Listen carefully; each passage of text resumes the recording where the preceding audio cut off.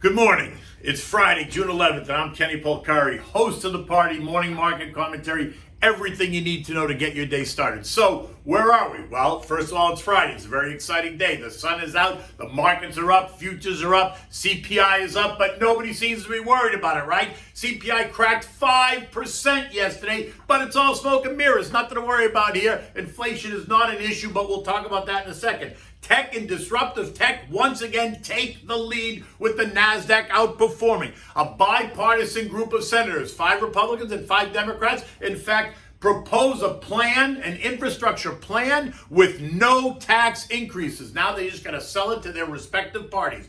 Oil continues to advance as the world burns through supply as it wakes up and reopening. So what do we have for dinner tonight? We're having the pasta fagioli, and you know why? Because it's comfort food, right? It feels good in your stomach after kind of the week that we've had. It's the perfect dish. And actually, somebody asked for it yesterday, so there you go. Anyway, we'll get to that in a minute. So, oh boy, here we go. Yesterday, the CPI number came out, right? The expectations were 4.7%.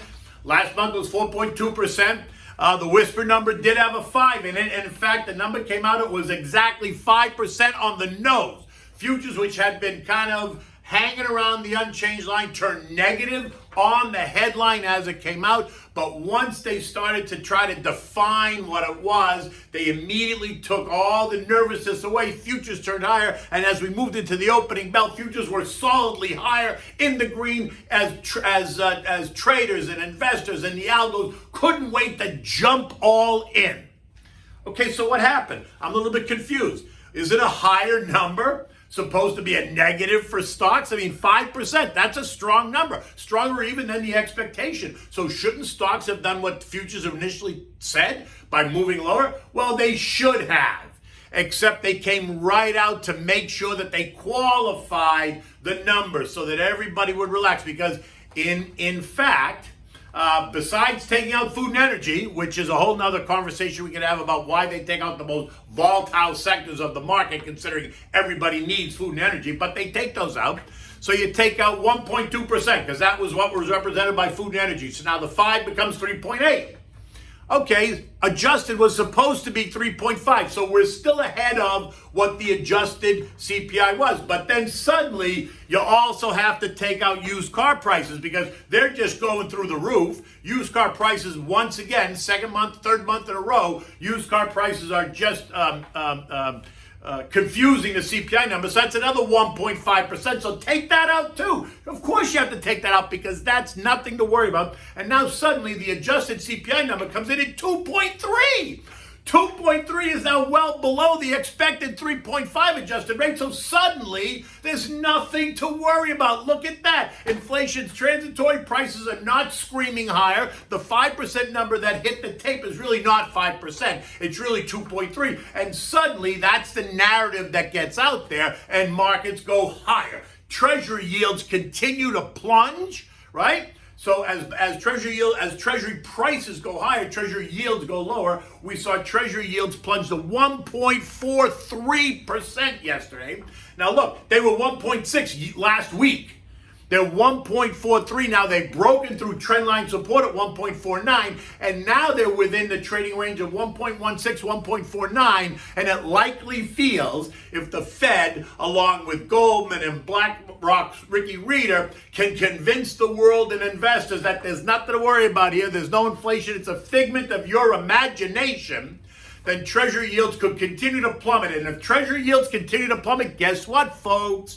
Stock prices are going to continue to rise, right? So they're going to job bone. The Fed has done an outstanding job of job boning, and then they lean on their friends at Goldman and BlackRock to come out, right?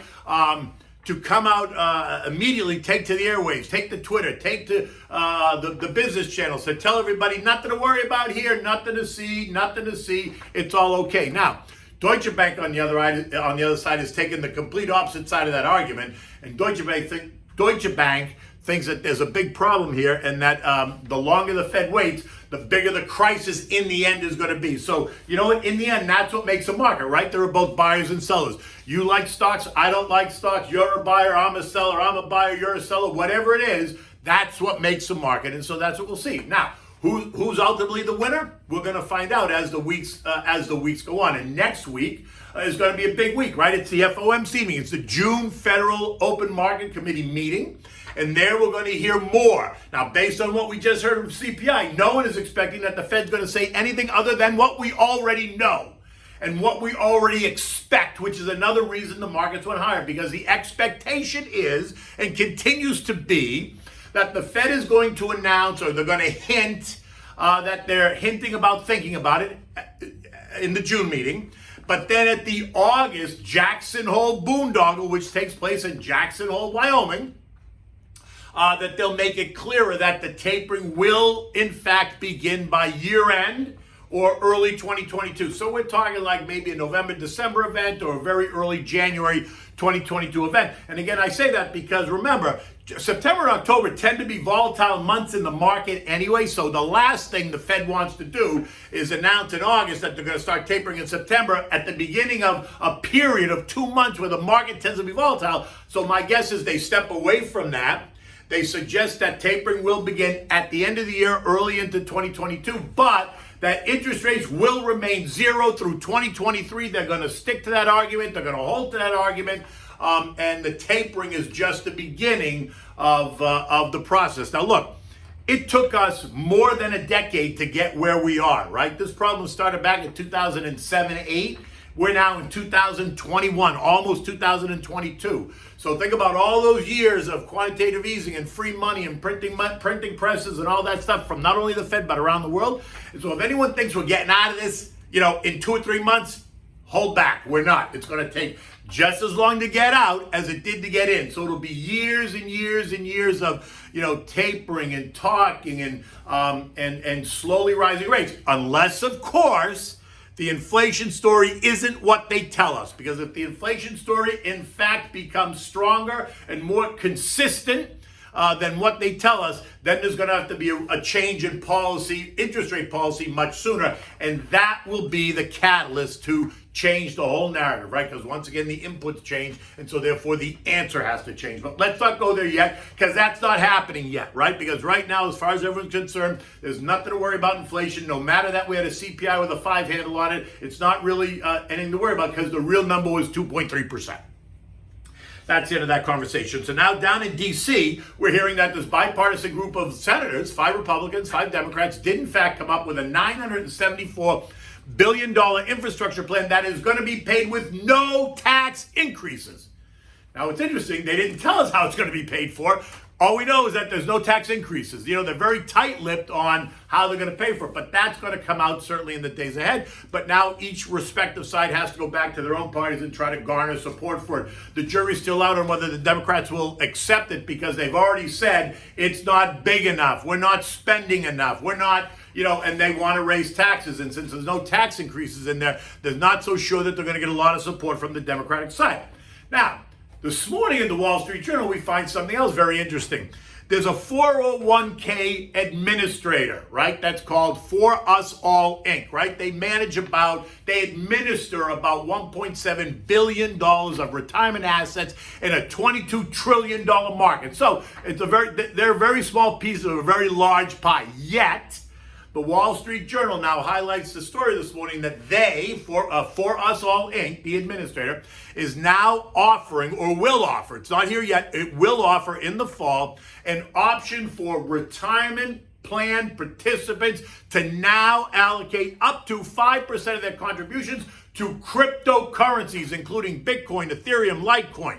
Right, and a couple of others. Now, I don't know if Doggy Coin's in there, or I don't know if SafeMoon's in there. Doesn't make a difference. I don't know why anyone would buy any of those, right? Bitcoin and Ethereum, yes. Litecoin, maybe yes. But Doggy Coin and SafeMoon or any of the other ones that are out there, you need your head examined. But that's a whole nother conversation. One way or the other, that's going to be very exciting, because they are the first administrator to include crypto as a retirement potential investment strategy. So we'll see whether that gains speed or it doesn't gain speed. I think you have to be very careful, and I think participants that do allocate to the crypto world have to understand all the risks, right? But they are apparently They are apparently capping you out at 5%. You can't put more than 5% of those retirement assets into crypto. So it wouldn't necessarily cripple you if something disastrous happened in the crypto world. But one way or the other, go in with your eyes wide open, right? This morning, U.S. futures are continuing to dance to the music. Dow futures are up over 100. S&Ps are up 6. NASDAQ's up about 10 points, and the Russell's ahead by 8. Much of the action today is going to be all about dissecting and pulling apart yesterday's CPI report, with everyone trying to tell the story. They're either on the side of the Fed or they're not. So the supporters of the Fed will come out and tell you there's nothing to worry about, while guys on the other side will try to tear it apart in a different way and explain to you why we should be concerned. In any event, the market looks higher this morning, right? It's the end of this week, but next week is chock full of macro data reports beside the FOMC, which is really going to be the key, and that's going to be on Wednesday afternoon. But in addition to the FOMC, you're going to get retail sales. You're going to get Empire Manufacturing, which is the state of manufacturing up in the New York Northeast region. You're going to get the Producer Price Index. Now, this is going to be key, just like the CPI, because this speaks to the cost, the input costs that producers are paying for raw materials as they go into the manufacturing process. Are those prices rising? Because if those prices are rising, it takes 2 or 3 months for those increased prices to make their way down the chain into the CPI. So we already saw a strong CPI this month. We're probably going to see a strong one next month. And depending on what the PPI tells us next week, maybe we're going to see it strong in August and September as well. So the jury's out, but we got to pay attention. You're going to get capacity utilization. You're going to get industrial production. You're going to get housing starts, building permits, and you're going to get the Philly Fed. So next week is a very, very strong week of macro data. So it'll be a week for people to pay attention to. European markets are higher this morning, not substantially, but about 1/4 to 0.5%. Yesterday, the ECB, hosted by Christine Lagarde, who's the ECB president, did come out and she upgraded the look by the ECB on the whole Eurozone across the board. They upgraded their forecast for what the Eurozone is going to look like, yet they are vowing to maintain an aggressive policy stance. Sound like anybody else we know? Because even though they're upgrading it, they are fully prepared to maintain their aggressive stance. The dollar is trading at $90.22. Okay, gold is trading right around $18.90. It's kind of held in tight there, just around the 1900 mark. Oil, once again, is trading higher. This morning, trading at $70.53. It's like a broken record, right? Demand is surging. Acceleration is expected to continue right through the second half of the year as the world wakes up and we burn through supply. We burn through supply, and demand is going to be so much stronger than what they're able to, than supply is going to be, right? Until they're able to up the ante on supply, price is going to continue to rise. We are in new territory. We haven't seen $70 oil since October of 2018. But year-end target for West Texas Intermediate, which is WTI, range from $75 to $100 a barrel. So there you go, folks. Oil's going up. Gasoline at the pump is going up. Oil to heat your home is going up. So brace yourselves, because there's no inflation. There's nothing to worry about. Bitcoin this morning is trading at 37,000, which is interesting because that's right around where it was trading yesterday. There's news in the paper today about the retirement manager adding crypto as an option. Is not really adding any fuel to the fire of Bitcoin, but it's not hurting it either. Ethereum is trading at 2,500. Dogecoin is trading at 32 cents. The S&P closed at 42.39 last night. It's a new high. And with futures up this morning again and European markets higher, I expect that it's going to test yesterday's high at 42.50 before it tires, right? Because it does, while it continues to advance in small pieces, each advance feels a little bit less robust. And so it feels a little bit tired, because yesterday it traded up to 42.49 really, and then it backed off, right? As did the Dow. As did the other markets, right? But so I suspect today, considering there's really no macro news other than yesterday's CPI, is that it's probably going to push up and test yesterday's high, where it's going to fail, and then it's just going to kind of churn right in there. And I suspect it's probably going to back off a little bit. I don't think there's going to be a major move up or down today at all. There'll just be more churning.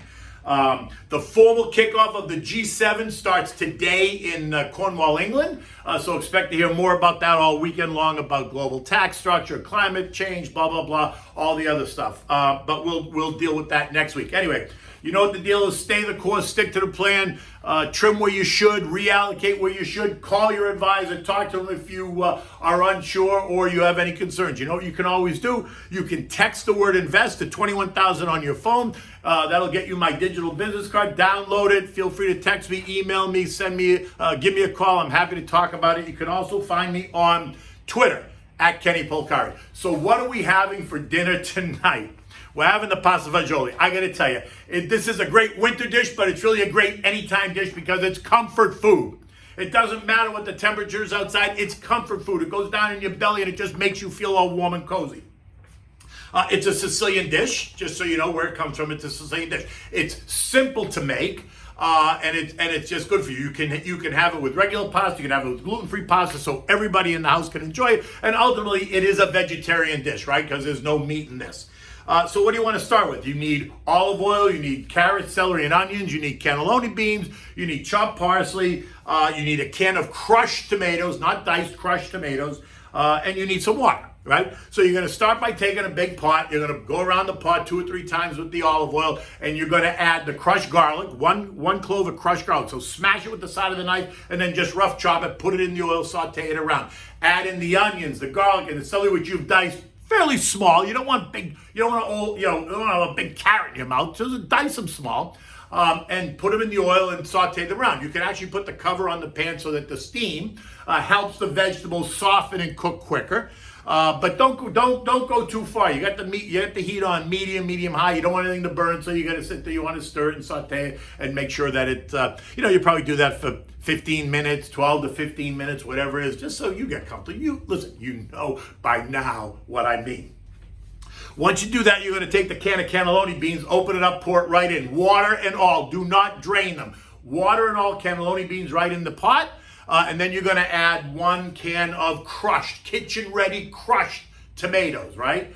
And if you can't get crushed and you buy plum tomatoes, you can either squish them with your hand or you put them through the blender, quick zip them, and then they'll crush it and pour them into the sauce. And then you want to take 3 cans of the cannelloni beans, not 3 cans of the tomato can, because that'll be too much water. Take the cannelloni bean cans, put 3 of those cans of water into the mixture, and then bring it to a boil. Once it boils, turn it down to simmer, and just let it simmer for 15 or 20 minutes. You just want it all to blend nicely. Season it with salt and pepper. Taste it. Make sure it's right. In the meantime, you've brought a pot of salted water to a rolling boil. And now here's where you want to add a half a pound of elbow macaroni. Don't add a full pound because it's too much. The pasta will soak up all the sauce and it won't really be the pasta fagioli the way it should. So only make a half a pound of elbow macaroni because the elbow macaroni grows anyway, right? So make a half a pound. Trust me when I tell you a half a pound is fine. Now, unless, of course, you're making double the recipe. And if you're making double the recipe, then make a pound of pasta. But if you're making what I tell you, use a half a pound of pasta. Bring it to a boil, put the pasta in, only let it cook for 6 minutes. Take it out before it's done. Don't let it cook, for 10 minutes because then it'll be done. And when you put it in the pasta fagioli, it's going to cook even more. It's going to get mushy. So don't do that. Cook it for 6 minutes when it's still just a little bit. You can tell it's just a little bit undercooked. Now you're going to use a slotted spoon. Take the slotted spoon. Take the elbow macaroni out of the water. Let the water drip off a little bit. Put it directly into the pot with the beans and the tomatoes. Do that until you have the whole thing in. Now remember, the pasta's gonna suck up the sauce. Leave it on simmer, don't turn the heat up, but put the pasta in there, stir it around. If you see the pasta sucking up the sauce, take a ladle or 2 of the pasta water and add it to the pan with the pasta and the tomatoes and beans, right? Take a handful of grated Parmigiana cheese or Romano. You could use either. Toss it right into the pasta and the sauce. Stir it up. Take it off the heat. Serve it in warm bowls, and then adorn it with your chopped parsley. Just sprinkle a little bit of chopped parsley on top. Not a lot. You just want the parsley for color. Always have extra cheese on the table for your guests, because you know me. I just like the cheese. I'm just going to add cheese to everything. And then you're going to eat it, right? You can have this with, again, I would have this with a white wine, or I'd have this in the summertime with a rosé wine. You can drink a red wine with it, but I wouldn't. Red wine would be too heavy. One way or the other, that's the recipe for pasta fagioli. It's a perfect dish. for tonight or for the weekend. It's simple to make, takes you no time to make it, and everyone will love it. In the meantime, the day's about to get started. Take good care. I will see you next week from New York because I'm going to New York on Sunday night. I'm going to be there for the week. So I will see you from New York. Take good care.